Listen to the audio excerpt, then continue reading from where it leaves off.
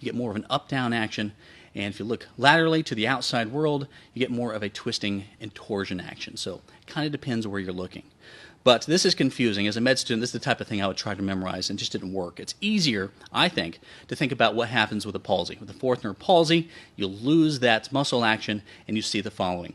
The eye twists a little bit. That's hard to see, but the eye shoots up. It shoots up when you look nasal. We call this a nasal upshoot. If you forget everything else from this entire lecture, a fourth nerve nasal upshoot is going to be the most important thing.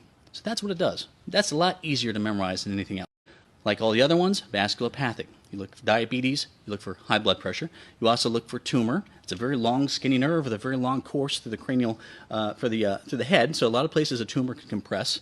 But there's a couple of special ones we look for with fourth nerves, and one of them is congenital. It's such a small, little, funny little muscle that a lot of kids have a congenital palsy, but they develop stronger muscles to compensate, and you don't really see it except for maybe a head tilt.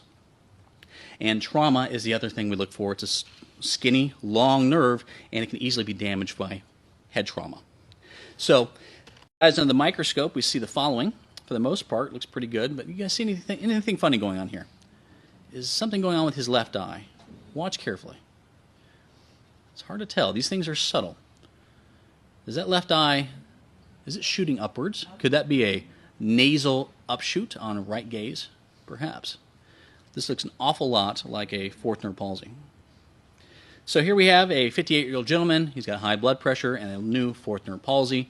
What's on our differential? Well, once again, we go through things: vasculopathic, diabetes, high blood pressure. He does have high blood pressure. Tumor, possible. Congenital, well, he doesn't really complain of a head tilt as a child.